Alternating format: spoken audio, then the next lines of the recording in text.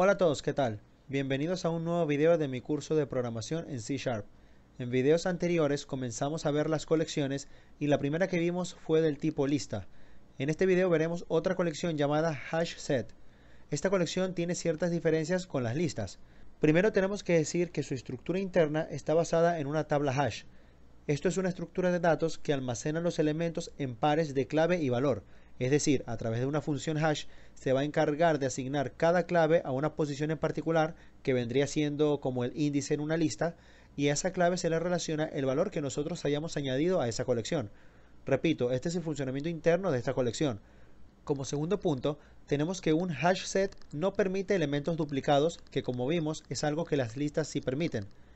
Además, estas colecciones no garantizan ningún orden en específico.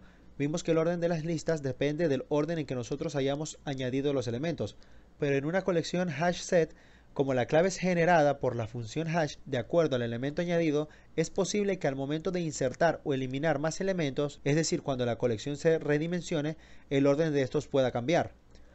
Las búsquedas de elementos en un hash set suelen ser más rápidas que las de las listas, ya que tiene cada elemento asignado una clave, por lo tanto es más fácil de buscar. En cuanto a su rendimiento, suelen usar más memoria que las listas, ya que estamos aplicando almacenamiento en hash. ¿Cuándo debemos usar un hash set en relación a un list? Cuando necesitemos que todos los elementos sean únicos y no puedan ser repetidos. Cuando necesitemos verificar de forma rápida si un elemento existe dentro de la colección. Cuando no importa el orden en que se encuentren los elementos. Conociendo ya esta información básica de un hash set, vamos a pasar a Visual Studio para ver cómo crear un hash set y cómo utilizarlo. Bien, aquí ya estamos en Visual Studio.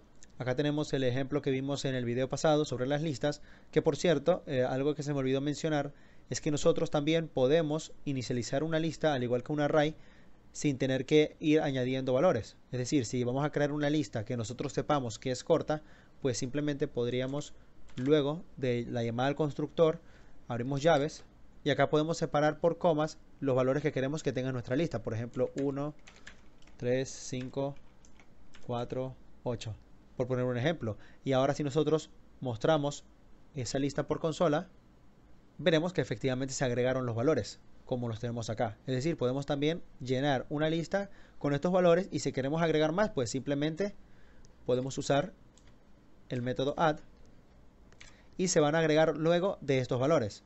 Como vemos, aquí tenemos 1, 3, 5, 4 y 8 y luego se añaden los que he agregado con el método add. Esta es otra manera que nosotros podemos también ir añadiéndole valores que nosotros queramos que tenga nuestra lista si no es tan larga. Ahora bien, pasemos al hash set. Para crear un hash set, pues es básicamente muy similar a crear una lista. De hecho, podemos utilizar todo esto que tenemos acá y acá simplemente vamos a reemplazar por hash set. Y de la misma manera acá al momento de llamar al constructor. Ya tenemos acá creada esta colección, entonces podemos mantener incluso los mismos valores. Vean que un hash set, de hecho, verán que la mayoría de las colecciones utilizan métodos muy similares. En este caso, la mayoría utiliza para agregar un valor el método add y también el método remove para eliminarlo. Entonces acá, pues con el mismo método add, nosotros podemos agregar valores a un hash set. Si nosotros ejecutamos la aplicación, veremos que aquí se nos muestra y vamos a ver algo muy interesante. Y es que, como yo mencioné en la diapositiva, un hash set no permite valores duplicados. Y acá nosotros, al momento de añadir estos valores, hemos añadido 3 veces el número 10. ¿Qué ocurre? Que al colocar varias veces un mismo número o un mismo elemento, automáticamente el hash set los elimina. Vean que eliminó los últimos dos, manteniendo el primero que aparece. Entonces esto es algo muy importante a tener en cuenta porque recordemos que un hash set no permite elementos duplicados. Y si los colocamos, tenemos que tener en cuenta que él mismo los va a eliminar, como lo acaba de hacer. Entonces esto es un punto muy importante. También vemos que aparecen en el mismo orden, es decir, 10, 4, 5 y 2, pero que esto puede cambiar dependiendo del sistema o dependiendo de la función hash que se haya producido internamente. Esto al momento de redimensionarlo, ya sea añadiendo más elementos o borrando, puede que cambie. Entonces nosotros no podemos fiarnos en que el orden siempre va a ser igual. Si queremos eliminar, por ejemplo, uno de estos elementos, pues lo hacemos de igual manera que como lo hicimos con la lista. Simplemente acá, por ejemplo, números.remove y aquí especificamos el elemento que queremos eliminar. Por ejemplo, el 5. Entonces colocamos el 5 acá. Y de esta manera ahora yo vuelvo a utilizar este for each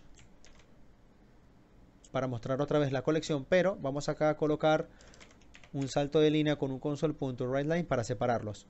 Entonces vamos a volver a ejecutar y como vemos acá aparecen, se eliminan los 10 como ya lo hemos mencionado, ya que no admite elementos repetidos, y acá estamos eliminando con el método remove el número 5 y entonces acá se redimensiona. Vemos que no cambia de orden, pero como dije, esto depende mucho del sistema y de la función hash. Vamos, por ejemplo, a hacer un ejemplo con un string. Voy a eliminar esto. Acá voy a colocar string. Porque un buen uso de estas listas podría ser al momento de estar manejando una lista de usuarios. Recordemos que normalmente nosotros tenemos un nombre de usuario en una cuenta de alguna página en específico. Y normalmente los nombres de usuario suelen ser únicos, no pueden ser repetidos. Entonces un hash set puede ser útil en estos casos. Entonces acá pues vamos a suponer que agregamos Carlos 10. Aquí podemos colocar otro, por ejemplo, programador 123. Aquí podemos poner algo también como, por ejemplo, otro nombre, María 12. Y vamos a dejarlo así, pues simplemente es un ejemplo. Y acá lo que vamos a hacer es mostrar por consola esos nombres de usuario. Acá me aparece un error y es porque yo dentro de un for each tengo que indicar el tipo de datos que voy a manejar. En este caso, el tipo de datos de la colección que voy a recorrer. Y como la colección que tengo en este caso es de tipo string, entonces acá tengo que especificar que es de tipo string. Entonces acá ya no tiene mucho sentido que se llame números. Voy a colocarle usuario. Acá lo intercambio y aquí también. Voy a eliminar esto. Y esto también. Vamos a ejecutar el programa para ver cómo aparece.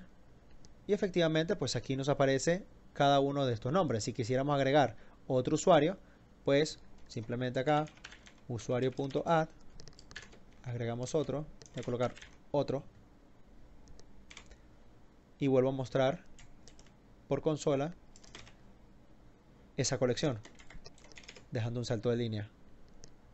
Y aquí lo tenemos. Vemos que funciona muy parecido a una lista, pero recordando que tiene ciertos puntos importantes como que no admite ningún elemento repetido y que el orden no necesariamente va a ser en el mismo en el que nosotros lo hayamos agregado. En una colección de este tipo es muy útil el método contains, que lo voy a colocar acá. Usuario.contains. Este método, primero que todo, devuelve un valor booleano. Tiene 3 sobrecargas, como lo vemos acá. Nos interesa de momento la primera. Y este método lo que hace es verificar que si en la colección que nosotros hemos creado existe el elemento que nosotros vamos a especificar acá. Por ejemplo, queremos saber si dentro de nuestro hash set existe el usuario Carlos 10. Entonces, para eso, acá tenemos que preguntarle o decirle Carlos 10.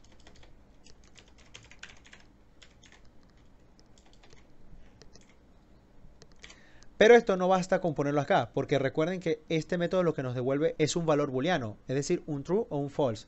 Entonces lo que vamos a hacer es colocar esto dentro de un if. Y simplemente con hacer esto, nosotros podemos decir acá,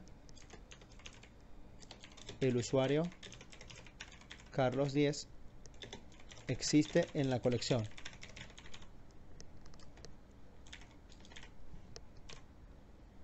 En caso contrario, vamos a colocar el mensaje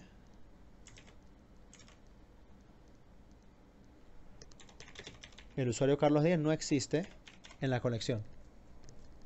En este punto, pues, me debería arrojar este primer mensaje, ya que Carlos 10 sí existe dentro de la colección. Entonces voy a ejecutar y efectivamente me dice el usuario Carlos 10 existe en la colección. Si hubiera aquí colocado Carlos 100, pues me va a lanzar el otro mensaje, que es el usuario Carlos 10 no existe en la colección. De hecho, si nosotros acá colocamos Carlos 10, pero aquí utilizamos el método remove, usuario.remove, para eliminar ese usuario, Carlos Díez.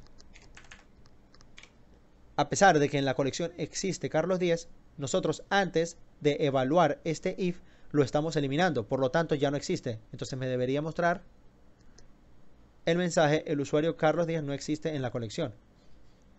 Entonces vemos que nosotros podemos utilizar estos métodos dependiendo de nuestras necesidades. Al igual que como les dije en el video pasado, pueden ir a chequear la documentación de .NET y ver qué otros métodos pueden utilizar y aprovechar para esta colección.